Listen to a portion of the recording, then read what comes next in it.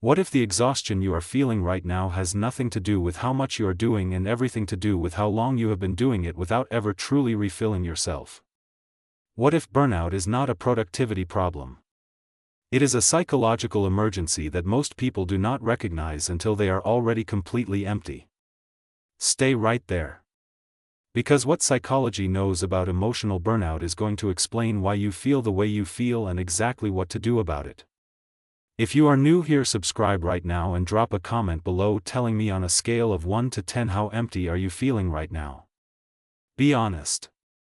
I read every single comment. Now let us get into it. What burnout actually is. Most people think burnout means being tired. It is not.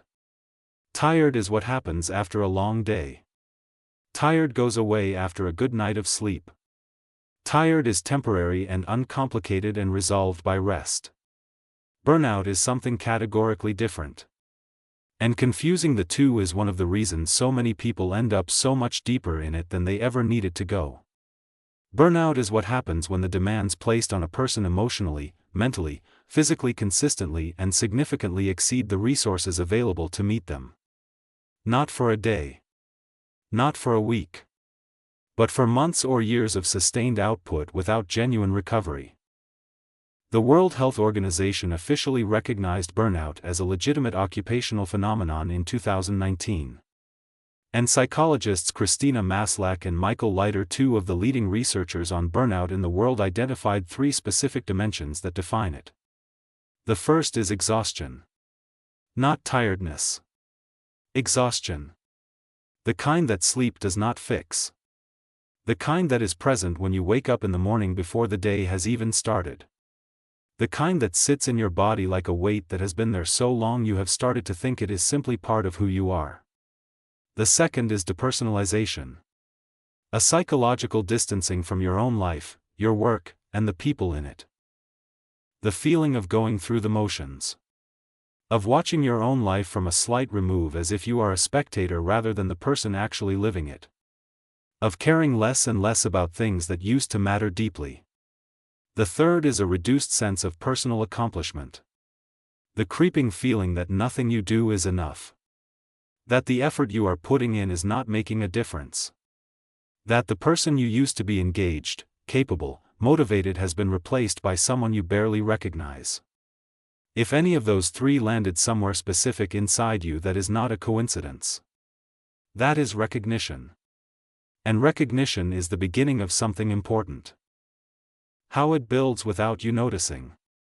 Here is the thing about emotional burnout that makes it so dangerous. It does not arrive suddenly. It does not announce itself. It builds so gradually and so quietly that most people do not realize they are burning out until they are already ash. It starts with a period of high demand. A season where the workload increases, the emotional responsibilities multiply, the pressure mounts. And you handle it. Because you are capable. Because people are counting on you. Because resting feels irresponsible when there is so much that needs doing. And then the season passes. But the recovery never fully happens. Because the next demand arrives before the tank has refilled. And the one after that arrives even sooner. Over time the baseline shifts. What used to be a temporary stretch becomes the permanent normal. The exhaustion that was supposed to be temporary becomes the default state. The motivation that was supposed to return after rest stops returning even when rest finally happens. And then the psychological symptoms begin. The cynicism that was never part of your personality before. The irritability that arrives without warning over things that would never have bothered you before. The disconnection from relationships and work and interests that used to feel genuinely meaningful. The person who used to care deeply about everything starts caring about almost nothing. Not because they changed as a person. But because the system that generates caring has been running on empty for so long that it finally stopped generating. That is burnout. Not a bad day. Not a difficult season. A fundamental depletion of the psychological and emotional resources that make engagement with life possible. The types of burnout nobody talks about. Most people associate burnout with work. With overloaded professionals and exhausted entrepreneurs and people who work too many hours for too many years without enough rest.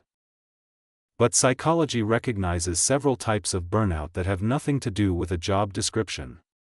The first is emotional burnout from caregiving. The parent who has been giving everything to their children for years without anything coming back in to replenish what they give. The person caring for an ill family member. The friend who is always the one people call in crisis. The person who has become everyone's emotional support system while having no emotional support system of their own. Caregiving burnout is one of the most common and most invisible forms. Because it is wrapped in love and obligation and the cultural narrative that giving is always virtuous. Nobody tells the caregiver it is okay to need something back. And so they keep giving until there is nothing left. The second is relational burnout. The exhaustion that comes from being in relationships, romantic, familial, or social, that consistently take more than they give. Where the emotional labor is consistently one-sided. Where you are always the one showing up, always the one managing, always the one holding the relationship together while the other person simply benefits from the stability you create. Relational burnout often arrives disguised as not caring anymore. As the sudden coldness that descends on a relationship that used to feel warm. As the inability to summon the energy to show up in the way you used to. The person experiencing it often blames themselves. They think something is wrong with them. When what is actually happening is that the relational bank account has been overdrawn for so long that it has simply closed. The third is idealistic burnout. This one hits the people who care the most. The person who entered their work or their calling with genuine passion and deep belief in what they were doing. Who gave everything because what they were doing mattered to them at the deepest level. And who discovered gradually, painfully, that the gap between what they believed was possible and what the reality actually allowed was wider than they could sustain the hope across. Idealistic burnout is particularly painful because it does not just exhaust the person. It disillusions them. It takes something they loved and leaves them unable to feel that love anymore. And the grief of losing the passion that once defined them is often the heaviest part of the whole experience. Right here in the middle of this video, I want to pause and check in with you. Which type of burnout are you experiencing or have you experienced? Work burnout. Caregiving burnout. Relational burnout. Or the painful idealistic burnout of losing the passion for something you once loved? Drop it in the comments right now. This community is a space where honesty is safe. And naming what you are going through is one of the most powerful things you can do for yourself right now. If you are not yet subscribed, please do it right now. Hit subscribe and turn on the bell. We cover the psychology of the inner life every single week in ways that are honest and practical and genuinely useful. Now let us finish this. What recovery actually looks like. Here is the most important thing I can tell you about recovering from emotional burnout. Rest alone is not enough. This surprises people. They think that if they take a vacation or sleep more or step back from responsibilities for a while, the burnout will resolve. And sometimes temporary rest provides temporary relief. But it almost never addresses the actual cause. Because burnout is not caused by too much activity. It is caused by a sustained imbalance between output and genuine restoration. And genuine restoration is not the same thing as the absence of work. Genuine restoration is the presence of things that actually refill you. Not just things that pause the depletion. Psychology researcher Emily Nagoski, who has written extensively on burnout, identifies something she calls completing the stress cycle. The stress cycle is a biological process, a circuit that needs to be completed for the nervous system to genuinely recover from the demands placed on it. And the things that complete the stress cycle are not what most people assume. They are physical movement, creative expression, deep genuine connection with another person, laughter that is real rather than performed, crying that is allowed rather than suppressed, time in nature, time in genuine rest rather than passive distraction. Most people in burnout spend their recovery time in passive distraction. Scrolling. Watching content. Consuming without creating. Being technically off work while remaining psychologically trapped in the same loop of low-grade stress and low-grade numbness. That is not recovery. That is the pause button on a process that is still running. Real recovery requires you to identify what is actually depleting you, not just the workload but the emotional patterns, the relational dynamics, the parts of your life where you are consistently giving what is not being replaced, and to begin making changes that address the depletion at the source rather than simply taking breaks from the surface. The boundaries that burnout is asking you to build. Burnout is not just a message that you need to rest. It is a message that something in the architecture of your life needs to change. Because rest without restructuring is a temporary fix for a structural problem. You can take all the vacations in the world and return to the same depleted state within weeks if the underlying patterns that created the burnout remain unchanged. Burnout is asking you to look honestly at where your energy is going and whether what it is going toward is worth what it is costing. It is asking you to look at the relationships where you are the only one giving and ask how long you can sustain that before there is nothing left to give. It is asking you to look at the standards you hold yourself to and ask whether they are standards that serve you or standards that punish you. It is asking you to look at the word no and ask why it is so hard to say and what you believe will happen if you say it and whether that belief is actually true. It is asking you to look at the version of strength you have been performing, the always available, always capable, always handling it version, and ask whether that performance is the thing that is most depleting you of all. The limits that burnout is asking you to build are not selfish. They are structural. They are the difference between a life that is sustainable and a life that ends in collapse.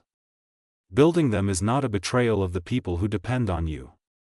It is the only way to ensure that there is still something left of you to show up for them with. Emotional burnout is not a weakness. It is not a failure. It is not evidence that you are not strong enough or capable enough or resilient enough to handle your life. It is evidence that you are human. That you have limits. That those limits were exceeded over a long enough period that the system finally started shutting down to protect what is left. And it is evidence of something else too. That you cared. Deeply. About your work or your people or your purpose or all three simultaneously. Because you cannot burn out on something that never mattered to you. Burnout is what happens to the people who gave everything to something real. The recovery is not about becoming someone who gives less. It is about becoming someone who gives from a full place rather than an empty one. Someone who understands that sustainable contribution requires sustainable restoration. Someone who has stopped treating their own needs as the last priority on a list that never gets to the bottom. You cannot pour from an empty vessel. You have heard this before. But hearing it and building your life around it are two completely different things. Start building your life around it now. Not when things calm down. Not when everyone else is okay. Not when you have finally done enough to deserve the rest. Now. Because now is the only time available. And the version of you that exists on the other side of genuine recovery, rested, refilled, genuinely present rather than running on fumes, is the version of you that everyone in your life actually needs. Not the burned out version doing everything. The restored version doing what matters from a place that is actually full. If this video reached something real in you today, please do 3 things right now.